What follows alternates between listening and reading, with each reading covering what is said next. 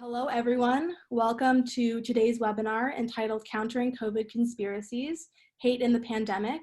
My name is Georgia Gardner, and I am the summer social justice intern for JSpace Canada and have been a member of the Enhancing Social Justice Education Coordinating Committee for the past year.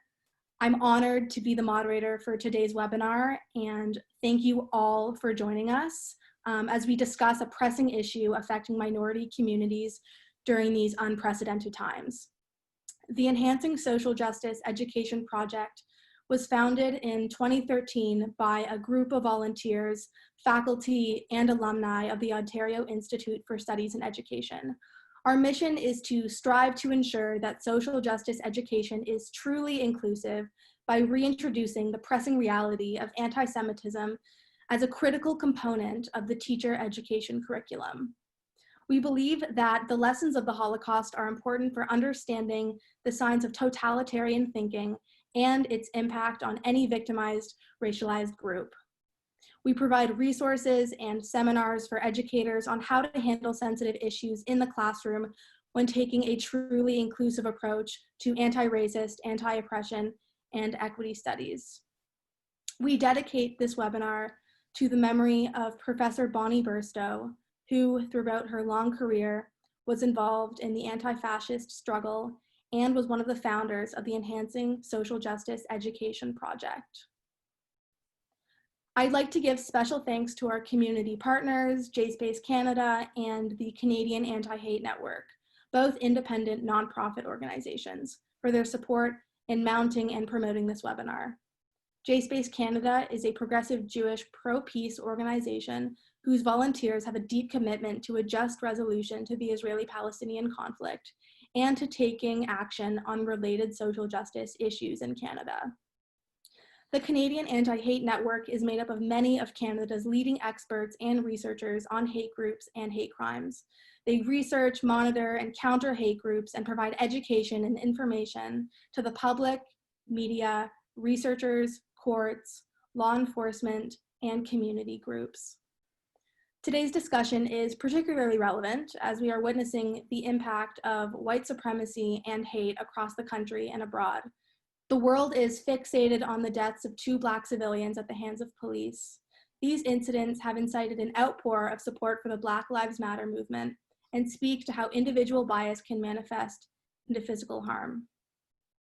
In this webinar, we will cover a critical aspect of the current COVID-19 pandemic, that is, the scapegoating of minorities and deliberate misinformation and conspiracy theories giving rise to anti-Asian and anti-Black racism, anti-immigration rhetoric, Islamophobia, and yes, anti-Semitism, although the latter is often not mentioned when the targets of hatred are listed.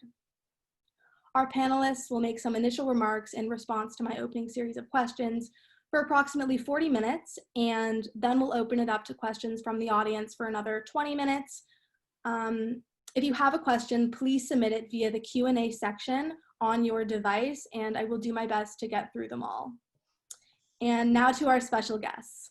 Today we are joined by experts in the field of hate crimes and anti-oppression education. I am very pleased to welcome and introduce them. We have here Elizabeth Moore, who has contributed to numerous anti-racist education and arts initiatives since leaving the Heritage Front, Canada's largest white supremacist group 25 years ago. She is now a member of Parents for Peace Community Network and is a part of the Enhancing Social Justice Education Coordinating Committee.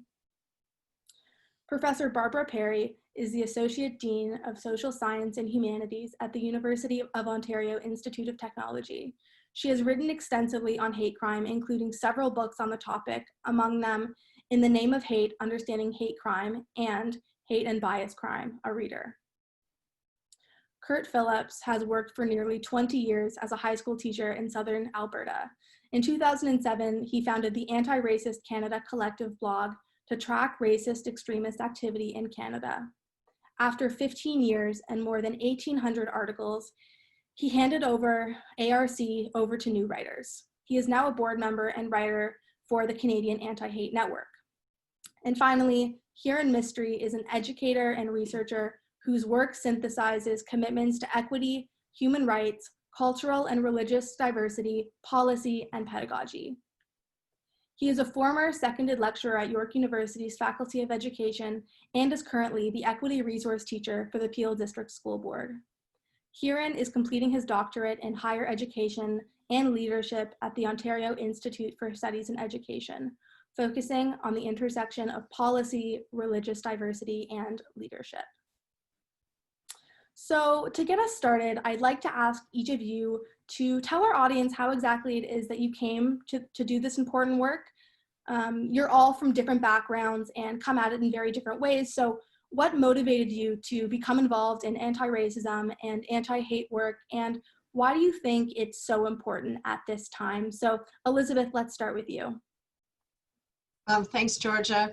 So as you heard in the introduction, I have a bit of a roundabout way of coming to this work. I was, much to my shame, a neo-Nazi in the 1990s, and I feel very fortunate that I was able to disentangle myself from the Heritage Front with the help of Bernie Farber and the Canadian Jewish Congress. So since leaving that organization, I had to, first of all, rebuild my own life and just reconnect with who I am as a person and what is it that I believe, not what someone else is telling me. What do I think is right? And in the process of doing that, what I realized is that what I think is right is that I have a responsibility, given the hatred that I embraced, to give back to the community. And the ways that I have done that have changed over time. I have been,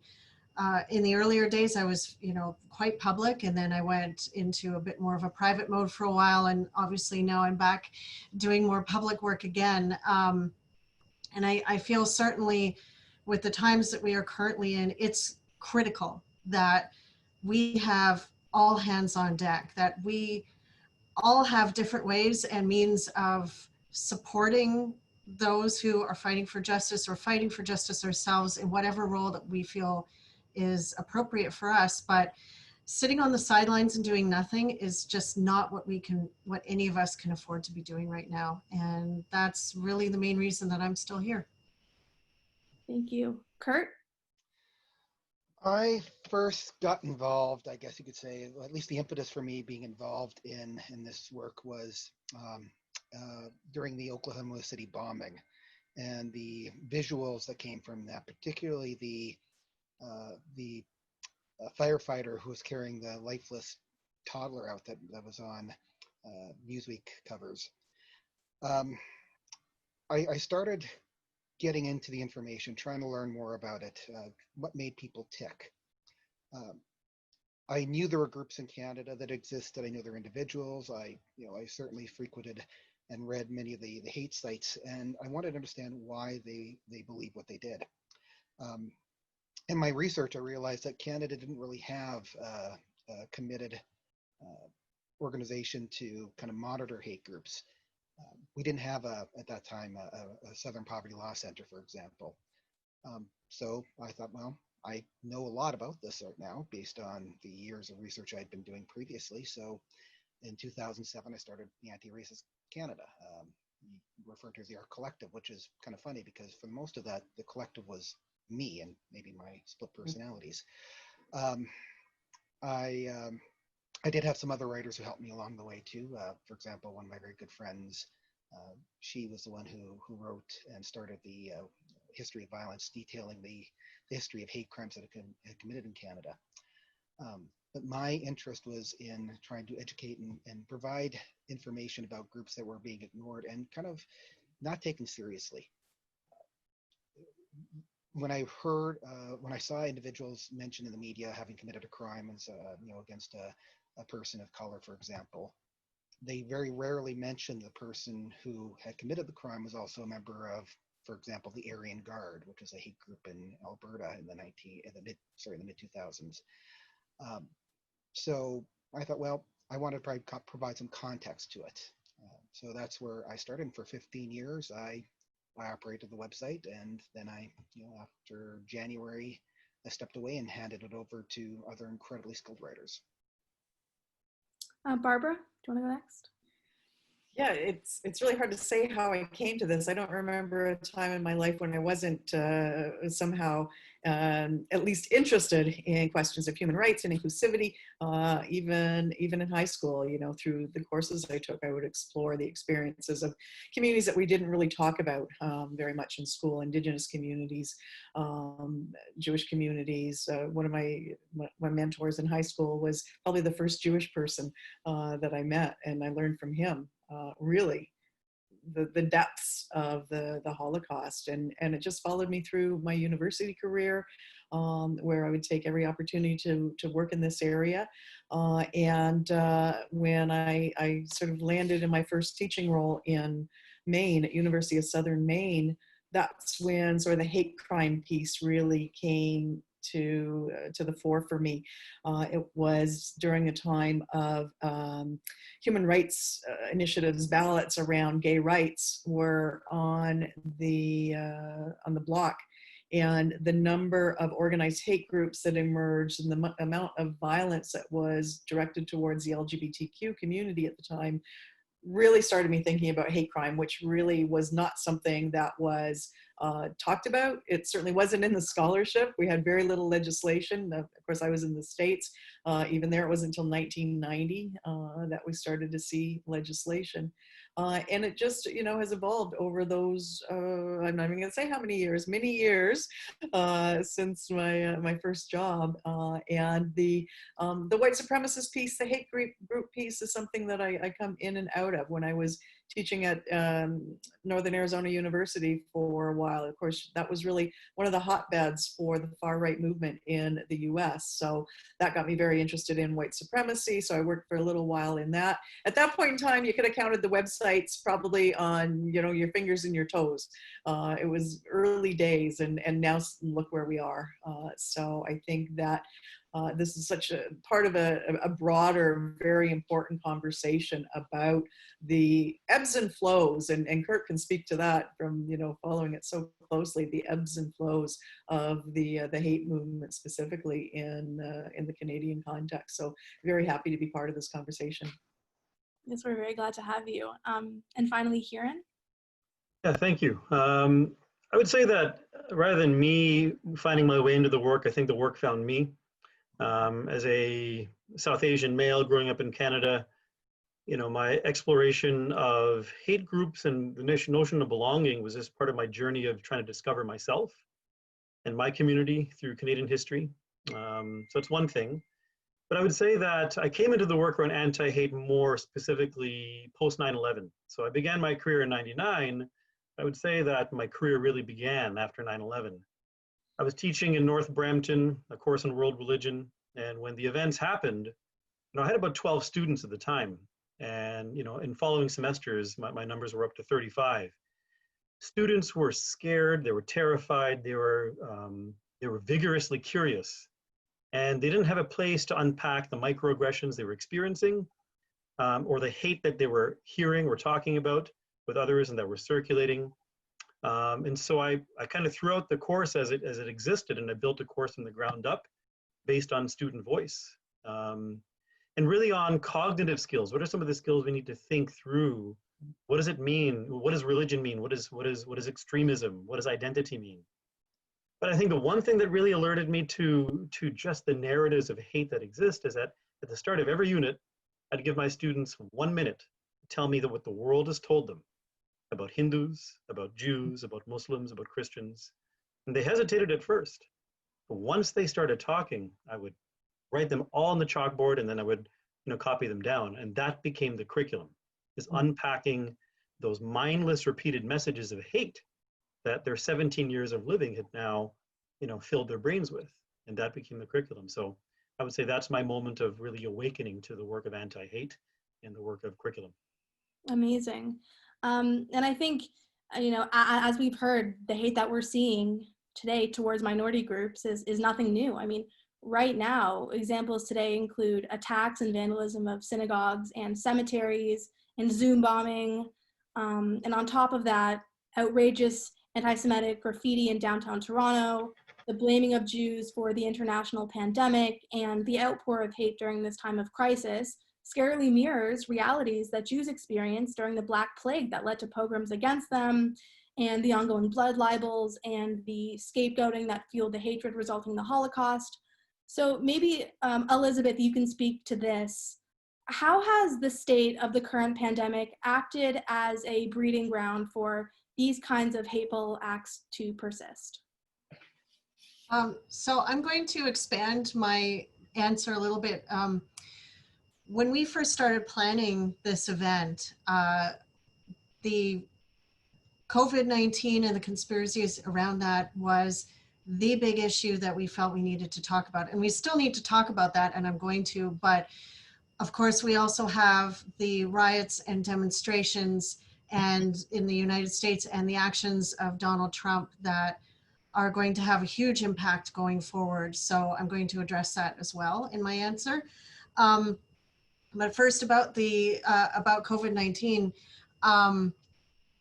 I feel it kind of falls into two really broad categories. And the first is the pandemic itself. So what we have and what we're seeing is that we have a huge amount of political unrest and uncertainty. We have economic uncertainty, a number of people being laid off, not knowing if or when they'll get their jobs back, or if or when government assistance is going to run out. People are under a tremendous amount of stress. And we're also, frankly, scared of each other in a way that we've never been scared of each other before, at least in the past 100 years, that we don't know, is this person at the bank going to make us sick? Is this person at the grocery store that we just brushed past, do they have COVID? We don't know. And I was really struck when a friend of mine who's a psychologist mentioned to me very early on in the lockdown that people aren't making eye contact anymore, that we're kind of at that sort of basic level of human interaction is changing. And so I feel that all of those things together are causing people to sort of seek out comfort and seek out certainty where frankly there is none. And unfortunately what we're seeing from hate groups is that they have alternative answers. They're incorrect answers, but they present them as, you know, this is something that the government doesn't want you to know and you need to come and listen to us. And if somebody's feeling really vulnerable, they can get sucked into that kind of discussion and start thinking like, well, gosh, you know, maybe there was this conspiracy in China, or maybe the Jews are behind this. And gosh, you know, well, if there's an answer, if there's an easy solution, if there's this anti-malaria drug that might help us, that's easier than facing the truth, which is that none of us know when this is going to end. None of us know, frankly, if we're going to make it out of this. I know that sounds dramatic, but you know, we have no idea how COVID would affect us if we got it. So there's that whole broad stroke. And the other one is that we have, as I'm sure a lot of people attending have noticed, we've got a bunch of anti-lockdown protests that are happening both here and in the States, and I'm sure in Europe as well. And what we're seeing is kind of a Venn diagram of overlapping causes.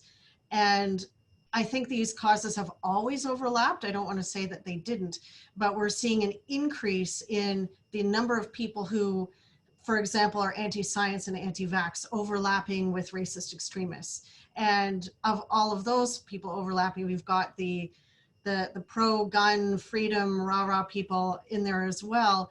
And so people are collaborating, they are sharing tactics, they are sharing ideology, and through this cooperation that they have going on, they're further radicalizing each other, which is frightening.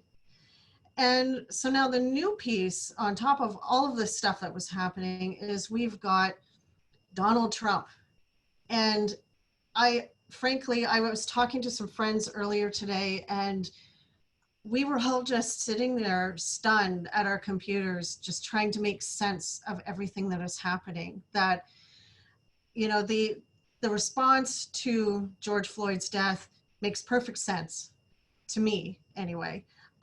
What does not make sense is Donald Trump's response. And I know Barbara Perry and others have talked a lot about the Trump effect and how his permissive attitude and, you know, there are good people on both sides sort of response to hatred is making people feel they have permission to go out and throw rocks at synagogues, or you know, we had from what I saw on the internet today, we had flyers go up in West End Toronto near High Park, where someone recently fell to their death, and potentially we're still working out details that could have been caused by police on black crime. So we have, that was all happening before. Now he's saying anti-fascists are terrorists. He's using the military to move people out of the way for a photo op. Like, I never thought I'd see anything like that in my life. And yet here we are. And how that is going to impact hate crimes here as well as in the States going forward from now, I mean, that remains to be seen, but it's a huge factor, and it's a very scary factor. Yes, I completely agree. And I think, sort of as mentioned earlier, one of the reasons why this is so harmful and such a danger is because we've seen it before historically. You know, we see different times lead to the rise of different hate groups. But there are some common themes that run through. So Barbara and Kurt, perhaps you can touch on this. What trends are you seeing now among hate groups? And what do they have in common, both historically and today? Kurt, can we start with you? Sure. So just provide some historical context for my answer. In after the movie Birth of a Nation came out in the United States, the Ku Klux Klan underwent a revival. And at its height, it had 3 million members in the United States. They were judges and senators and people in positions of power. In my country, in my province, the province in which I grew up, Saskatchewan, between 1926 and 1929, the KKK had 25,000 members. They were allied with the Orange Order, for example. They were engaged in what they regarded as civic engagement, essentially. They also helped to defeat a government. Now, their targets at the time, they weren't people of color, because at that time Saskatchewan was pretty monocultural when it comes to, you know, that aspect of it. It wasn't focused on even Aboriginal peoples, First Nations. Sadly, they were, given the legacy of Canada's colonial history, confined to reserves, essentially. Their targets were primarily Roman Catholics, the French, and Eastern and Central Europeans. And I say this because the rhetoric at the time parallels very much the rhetoric of the day, of today. At the time when they referred to people of, for example, German or Polish heritage or Ukrainian heritage, they were unassimilable. They were going to destroy the British heritage of Canada if we let more of those people in. They were, they could never truly be Canadians. Had the term existed in 1929, 26-29, they would refer to themselves as old stock Canadians. And I say this because if you take the rhetoric used almost 100 years ago now and applied it to, say, refugees from Syria or North Africa, the exact same rhetoric continues. And if you look for every wave of immigrant or refugee, it's the same rhetoric. The boat people of the 1970s, early 80s, Hungarian refugees, Jews, of course, the infamous question of how many Jews should be let into Canada, and the response, none is too many. Goes back to the Irish. Again, the rhetoric hasn't changed at all, just the targets have changed. So. Yes, absolutely. Barbara, what are your thoughts? Yeah, thanks for that, Kurt. There are an awful lot of historical continuities.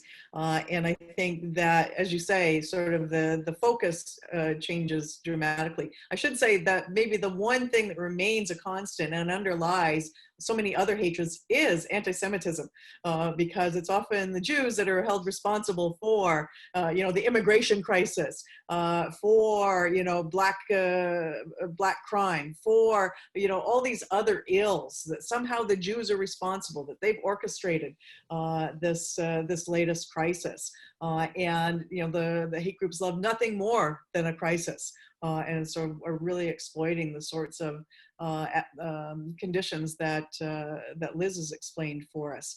But I think there are we've started we're about a year and a half into an update of a study we published in 2015 looking at the far-right movement, far-right extremist movement in the Canadian context. And it really has been an incredibly fluid and flexible and changing dynamic and movement just over the last, 4 or 5 years since Trump was elected, where immediately after we saw an incredible growth in the number of groups associated with the far right.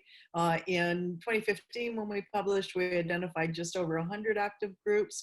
By 2017, we were estimating closer to 300 active groups across the country. So new groups, new chapters of existing groups. In the last year and a half or so, we're seeing some dissipation of those groups, more atomization. People are taking to even more than before, to the online platforms. And so they're sort of swinging back and forth, moving in and out of groups, not necessarily affiliating with any particular group, but nonetheless, paying very close attention to the narratives to be found on any online platform that seems to reinforce those sorts of perspectives. So I think that fluidity is something new and different. We're also seeing demographic shifts in the movement. I think we're used to thinking about the far right movement and hate groups as a youth movement, 17, 24 years old, in that range. Well, with the emergence of groups like Pegida, which is Patriotic Europeans Against the Islamization of the West, groups like them tend to attract, and Yellow Vesters, which was co-opted by the far right, we're tending to see an older demographic there, middle-aged and older, people who are working class and middle class, in fact. So, well-employed, well-educated people coming to the movement as well. And I'll just close, I think, with what I think is one of the most dangerous trends that we're seeing is almost an American-style guns rhetoric, as if we have also an inherent right to bear arms. So amongst many of these groups and individuals, we're seeing, claims to have unfettered access to their guns. We're seeing stockpiling of guns by some groups like the 3%ers, for example. A real reverence for heavy arms and for the training, so that they're ready, as the accelerationists argue, they're ready for the imminent race war, and they're ready to defend themselves from all of those threats that they see at our borders. Right, absolutely. And these conversations are being had, as said previously, even in the last couple of days, as we've all borne witness to horrific acts of racial injustice and police brutality in both Canada and the United States. And in the wake of these tragedies, it's clear that the conspiracy theories around COVID can lead to the same belief system held by police officers who don't value Black lives equally. So not only are Jewish communities targeted, but minorities in all walks of life are dealing with issues of being scapegoated as the far right grows, as you said, Barbara. So Hiren, I'm curious as to your thoughts on this. In your opinion, who is at the greatest risk by the current spread of misinformation? What makes communities vulnerable? Sure. So, I mean, what I'm going to say echoes some of the comments already offered. I would say young minds in general are most at risk. But I would say that from my observation of what's conversations at school, it's racialized, Indigenous, Black, queer, intersection of all those identities. Anybody who doesn't fit the status quo are very much at risk. You heard me use the phrase, mindless repeated messages. When you think about, just how often and how frequent we hear these, single narratives about various identities, whether you're Muslim or Jewish, or gay or lesbian, But these conversations, they filter into playgrounds and into staff rooms and into the conversations that students have in the hallways. And Elizabeth talked about the need for certainty during times of uncertainty. And it's these very simplistic narratives that individuals are drawn to. So without the opportunity to unpack these narratives, without teachers who are skilled at being able to engage students about what they're experiencing, be able to pick up on, say, a conversation they overheard in the hallway and bring it into the classroom, then students, will live in this bubble of hate. And it's not just a bubble because I'm saying that because it's somehow insulated. They'll carry it with them. And as they go through high school, they go through their education, they're going to be drawn, right, to these hate movements, not just about other people, but in terms of self-hate as well. I'm seeing Islamophobia. Muslim students perform Islamophobia on themselves in terms of surveillance. Jewish students not feeling comfortable naming themselves as Jewish in schools, all because of the narratives that we hear. So again, young minds are very much at risk, but particularly those who are historically minoritized, who don't have an opportunity to think about these critically in school. They are very much at risk. Yes, absolutely. Especially during this time when in-person schooling isn't possible. I imagine it's extremely hard to engage students nowadays on top of those issues that you've raised. So Elizabeth and Hiren, perhaps you can touch on this point. Hiren, perhaps you can answer first. As an anti-racist and equity educator in a school board, what do you believe is the most effective way for educators to inform students about these issues? And what advice would you give on how they can discern facts from fiction in today's world filled with hate propaganda and fake news? Sure. It's a great question. I mean, I think the first thing I would say is to listen to your students. Listen to your students who are racialized, who are Muslim, who are Jewish. Listen to their experiences very carefully. Listen to their families. Talk to them. Listen to the experts, who are in your schools and in your boards, who produce articles and who are leading the work. And I have to name this, often in times of hate, it is racialized bodies that are relied on to do the heavy lifting in terms of intellectual labor and actually pushing movements forward. I would also say that this learning must be integrated in curriculum. It cannot be an add-on. When we say it's a special topic at the end of a week or the end of a unit, then we're also signaling to the students that it's not important. And if your identity is the one that's targeted in terms of hatred, then you're told that your lives don't matter.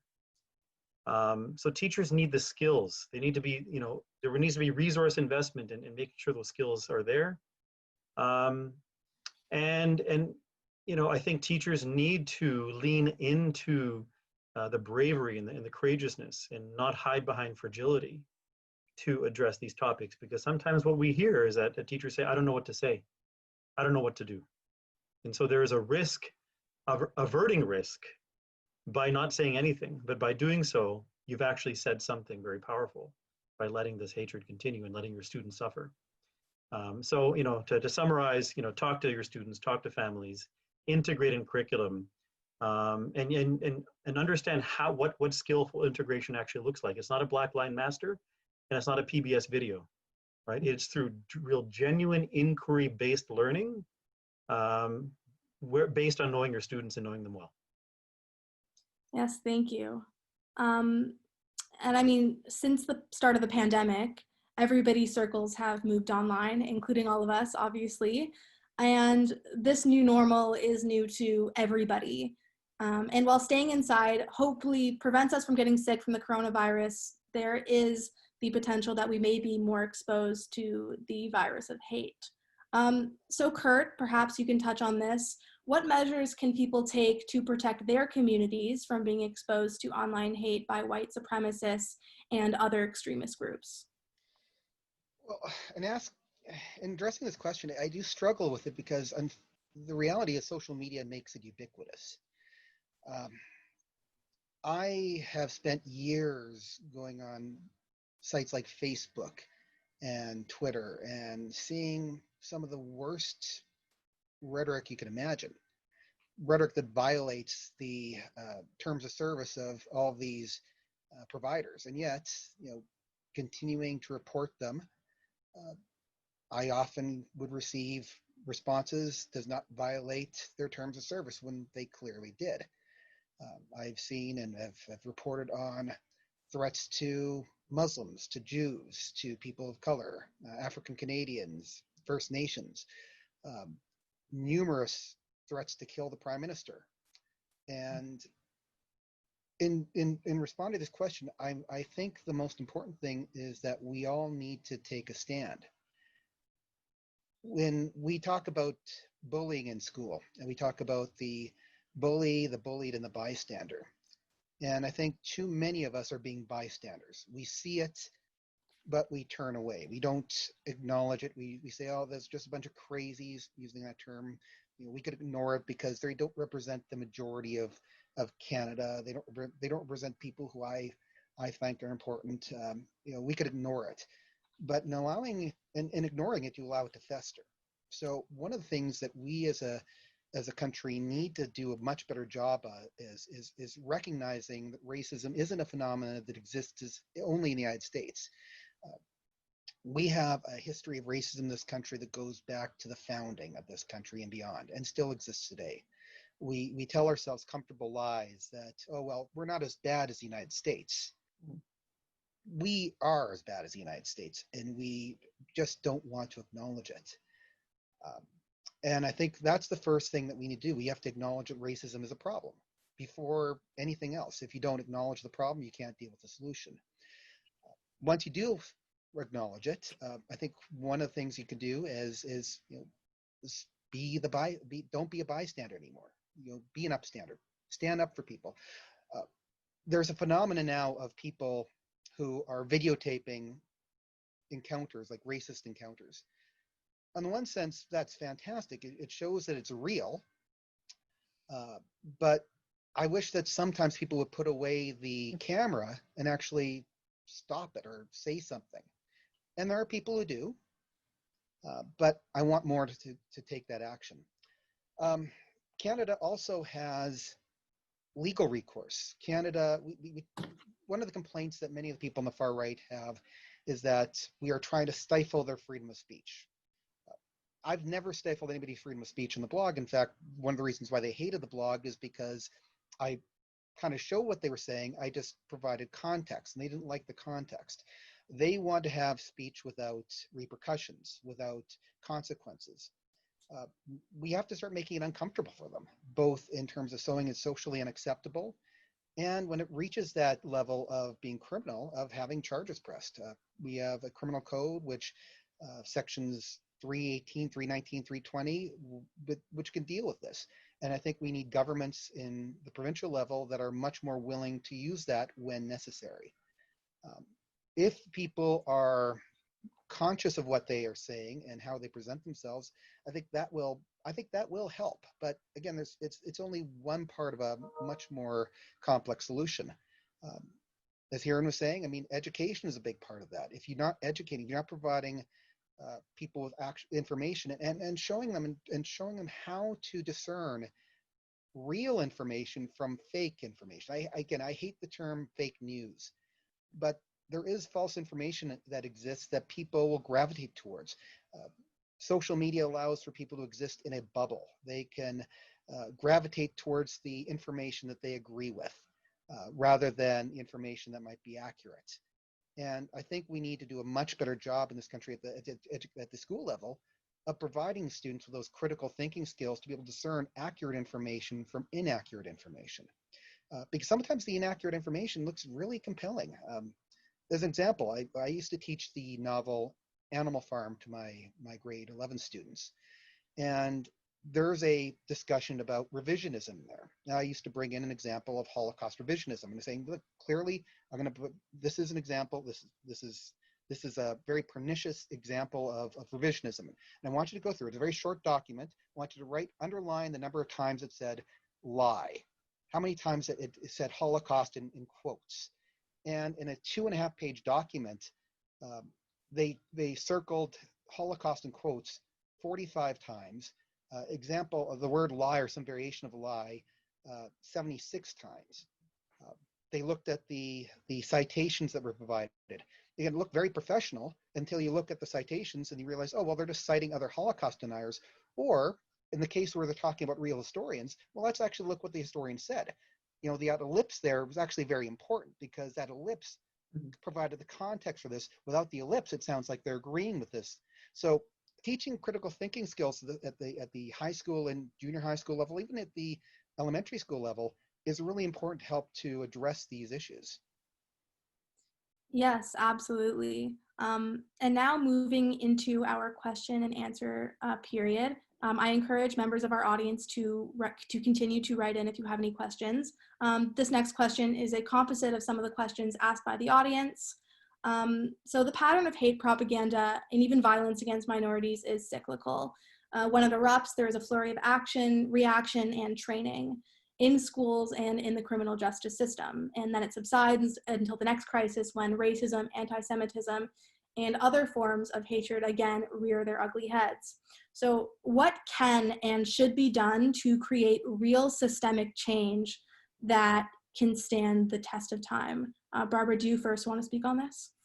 Sure, I think there are so many directions that we can take there, and one is ensuring that there are multiple and loud voices coming from diverse communities. So we're showing solidarity in the face of these sorts of crises. We're certainly seeing that now in the aftermath of not, just a whole string of violence against Black and racialized bodies in Canada and the United States. And we're seeing in those crowds of protesters, white people, Black people, Asian people, Jewish people, Christian people, Muslim people, the whole array, and sort of the acknowledgement that, well, this time it was a Black body, tomorrow it may be a brown body, it may be a white queer body, that, we all need to be raising our voices in solidarity in that respect. So we need to, the protests, these demonstrations, these calls for change need to be inclusive and diverse.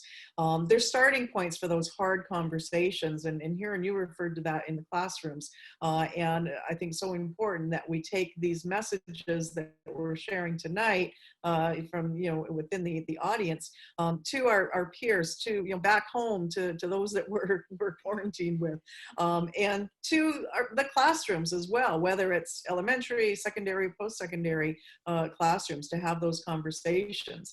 The education and awareness raising is not just for students, it's for all of us.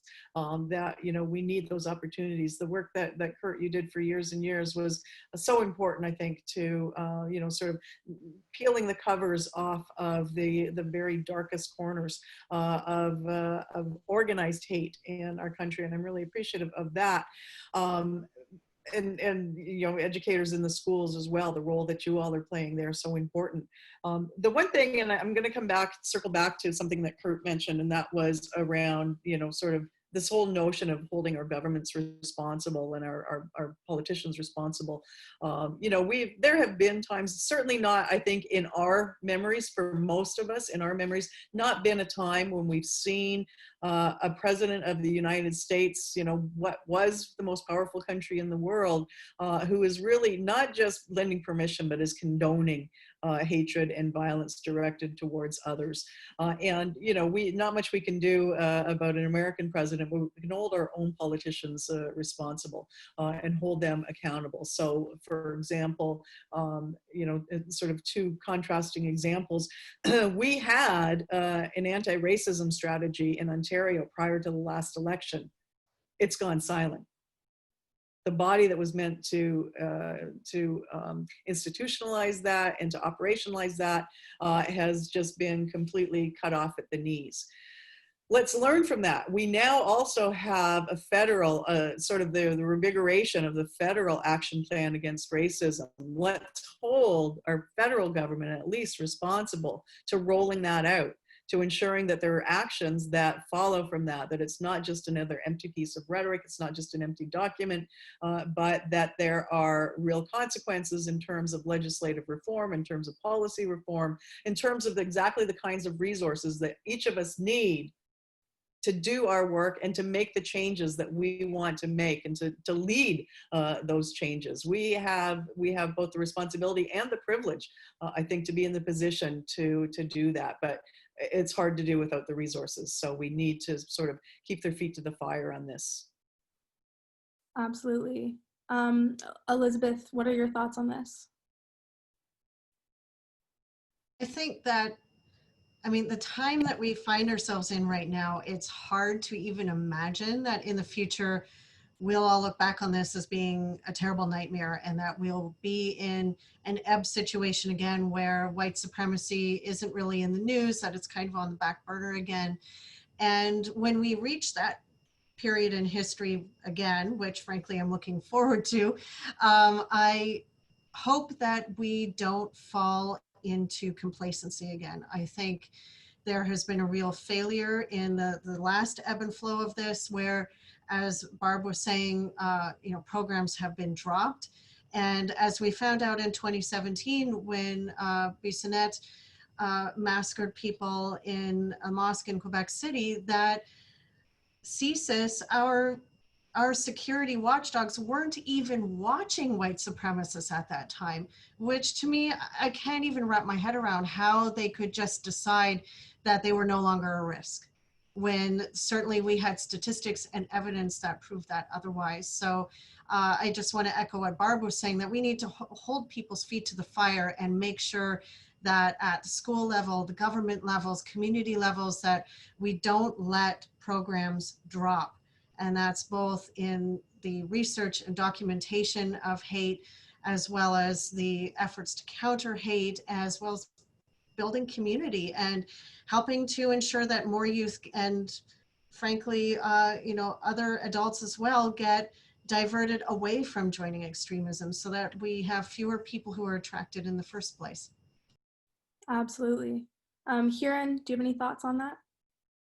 Yeah, I'm going to borrow a phrase from my friend Karen Murray from TDSB, and she talks often about push and support. And when it comes to the question about how do you institutionalize this work, how do you make it long term, right from the leaders, right from the top to the educators in the classroom, people need to be in a learning stance. How do you support anti-hate work if you're not aware of what it is?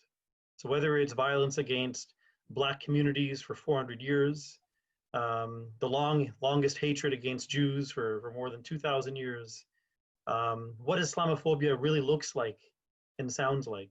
When I address this topic, often I have teachers saying, well, if I'm against Islamophobia, am I condoning elements of Islamic behavior which I think are questionable? Which itself raises the question, what do you think you know about Islam? So learning number one. Number two, we have to resource these things. If budgets for equity are at $20,000 or $40,000 or $100,000, and there's budgets in other places for other things that are far exceeding it, how are you going to make this work? We need to resource for it. And so this is me, asking leaders, with the power to advocate, who sit at the table, to make those requests, not because we're in a current crisis. Anti-Asian sentiments are not because of COVID. We've become a model minority. After 100 years, we were called the Hindu horde back in 1914 after the Kamagata landed. So there needs to be institutional support. Leaders need to lean into the learning, and everybody needs to make it a priority about what are they going to do when they talk to those 3-year-olds and 6-year-olds in the classroom. What are you going to say? How are you going to talk to them? How are you going to be aware of their well-being? That's where it begins first. And how are you actually building that curriculum from their experiences and giving them a safe place to be, so that they can build that confidence and then address those critical thinking skills that Kurt talks about, as they get older. Right. And I guess here on that point, we have a question here from Joe Campbell that says, Hiren mentioned teachers leaning into their courage. Can you say a little bit more about that, please, and exactly what that means? Sure. So, I mean, I've learned a lot from Glenn Singleton, his work on courageous conversations about race. He's done a lot of work on helping white educators talk about race in the US. And so the phrase courageous conversations, to be courageous, means that, we need to lean into the conversations that we normally don't have. How often do teachers in staff rooms talk about anti-Semitism openly? How often do we talk about Islamophobia openly? How often do we talk about race? These are things that we've been taught, as at least I can speak as a public school educator. We've been taught that this is a bubble, and that somehow if we love children and nice to them, that good things happen in terms of educational outcomes. That's a myth. So, to the very things that we're uncomfortable with, we need to read, we need to think, and we need to talk with individuals who know what they're talking about, educate ourselves. So leaning into that courageousness means be aware that those are the things that make you tense, but that is the very signal of the things that we need to learn about. Great. I hope that helps. Yeah. Kurt, do you have anything to add on the topic of how to build systemic change?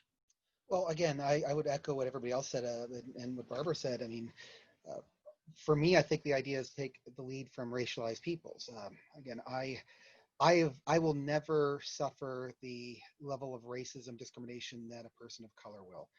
I am a white middle class, professional male. I'm as close to the symbol of power in this country as you can imagine. So, to say that I understand how people, racialized people feel, well, that's incredibly condescending. And I think it's important not to be the quote white savior coming in to make everything better. You have to listen to the people who are being facing this, and they're the ones who should take the lead on it, and we should listen. Great. A question from Haley B asks, what resources do you recommend for educators to tackle the issue of hate in schools? Maybe Hiren, you can start once again on this question. Yeah, I mean, years ago, Enid Lee created a beautiful text called Beyond Heroes and Holidays. I still think that text stands the test of time, because that work was, referred to as critical multiculturalism. But since then, there's been a plethora of material, a lot of it online. But I'm going to make reference here to a book here, Teaching for Black Lives. It's a compilation of materials specially collated to address, how do you help school teachers address the reality of anti-Black racism from a, really an elementary to grade 12 perspective. And the stories and vignettes that are here, it's a Rethinking Schools publication, are phenomenal. I think, there's so many resources that we use. I can definitely recommend some more, as we, maybe think about a resource list in response. There's another one here called this book is Anti-Racist, which is actually a great compendium of how do you be an anti-racist as both a scholar and as an activist working in public institutions. So I could go on, but I think those are, three great resources right there that I've mentioned. Does anybody else have any interesting online or any other kind of resources that they'd like to make note of?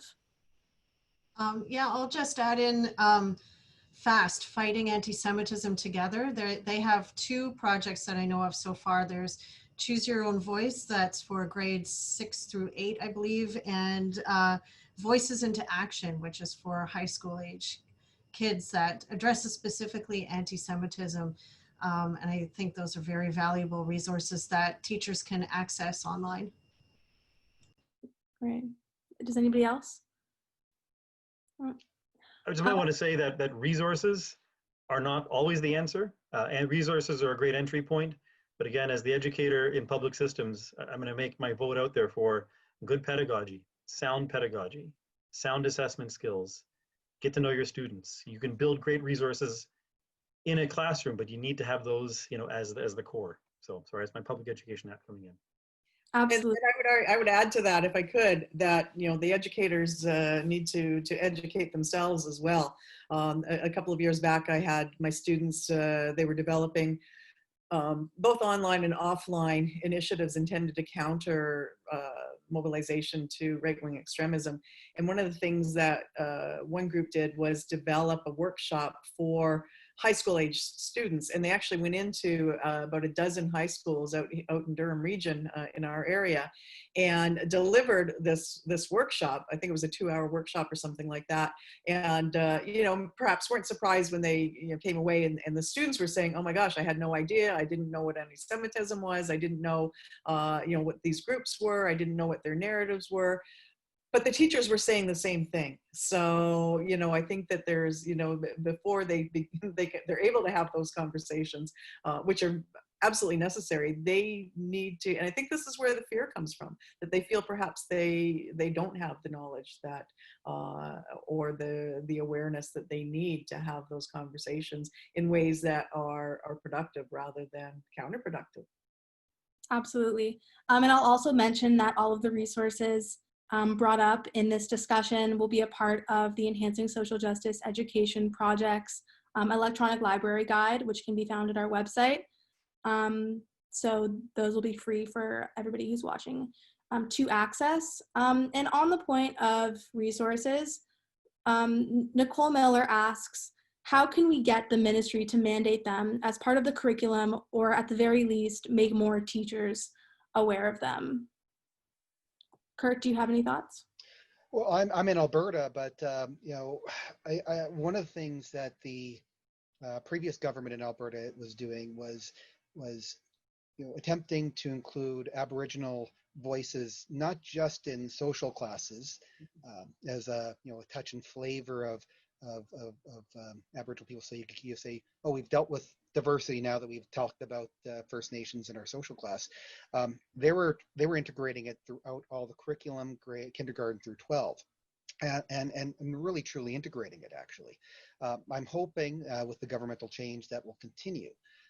I can't really speak to what's happening in Ontario right now, so I'll certainly leave that to the others. Hiren probably would have a you know, perspective on that.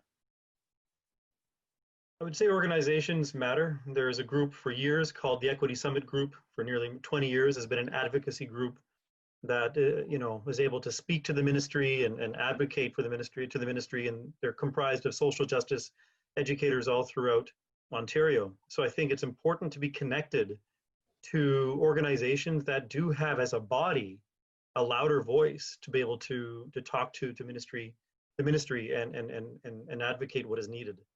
I think it's important to speak to your trustees, because, you know, in many boards, they hold the purse strings about, you know, budgetary commitments. Speak to them, you know, what are the needs of communities and why? And speak to teachers, you know, about what our needs are, because they manage up. So I'm a big believer in grassroots, and so we have to build right from the bottom up, but also advocate from the top down as well. Absolutely. Another question for you, Hiren.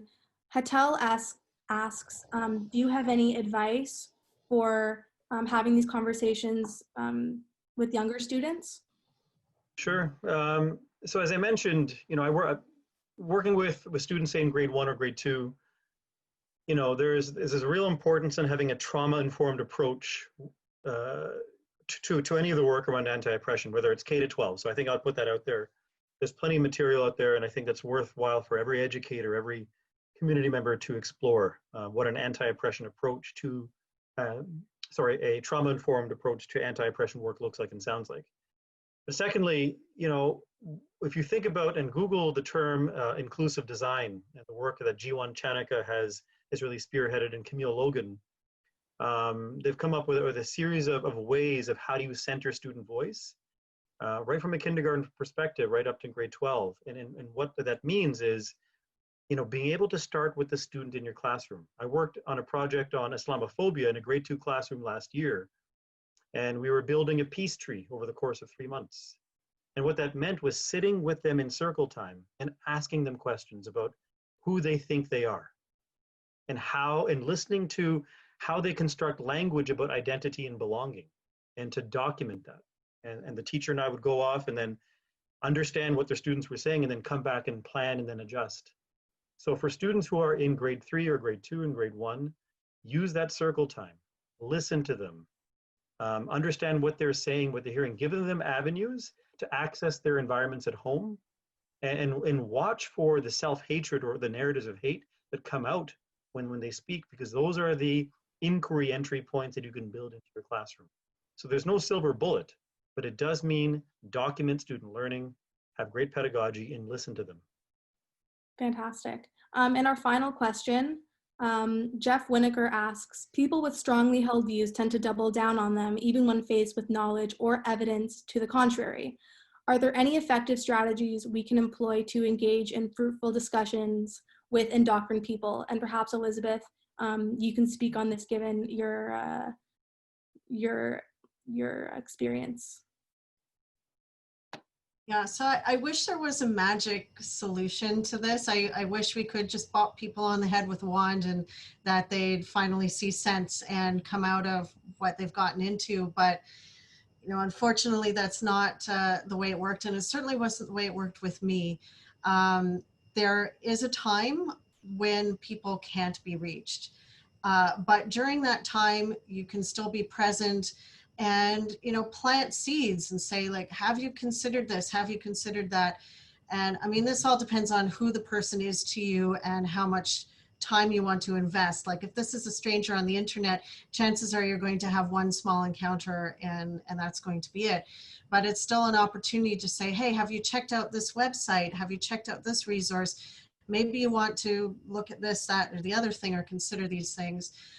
If it's somebody who's close to you, and this, I think, speaks, unfortunately, to the state of the world that we're in. In recent years, I've had more and more people coming up to me after events that I've participated in saying, I have a sibling, a friend, somebody I love, somebody I care about who has fallen into the alt-right, like, can you help me?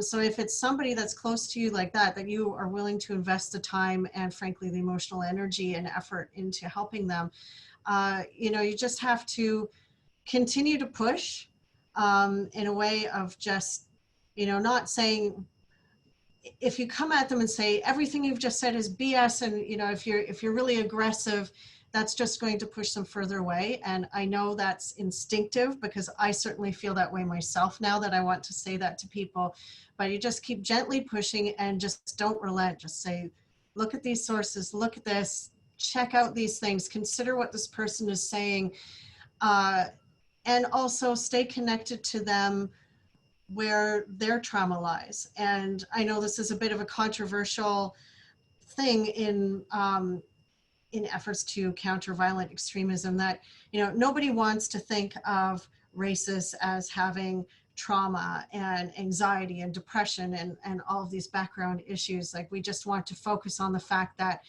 frankly, if you'll pardon the language, they're racist assholes. And while that is true, if we want to bring a person out of racist extremism, if we want to reach them, we have to continue to reach towards them as full people. And that certainly is not the job. And I know I said at the beginning that Bernie Farber helped me get out of the Heritage Front. That was not his job to do. That is not the job of anyone who would potentially be targeted by neo-Nazis to go and try to hug them and make them better. And so I want to make sure no one gets that impression. But if you feel you want to invest in a person to help them over a period of time, try to see sense that if you plant enough seeds, hopefully something will grow. I know that's a cheesy, that's a cheesy saying, but you know, it's true. But unfortunately it takes time, and I wish it didn't. I wish we could undo all of this right away. Absolutely. Barbara, Kurt, Elizabeth, and Hiren, thank you all so much for taking the time today to share your expertise and to have this important discussion. If we weren't able to get to your question, it is just for lack of time. Thank you to everyone who joined today's webinar. As you continue to quarantine at home, the Enhancing Social Justice Education Group will continue to provide resources via our website, and we will stay in touch. Once again, all of the resources mentioned today are going to be up on our website. Watch for further topical webinars, and be sure to tune in to our annual symposium during Holocaust Education Week in November. Also, please complete this very brief survey we will send you after we sign off, so that we can provide programming to meet your needs. Once again, thank you all. Be safe and be well.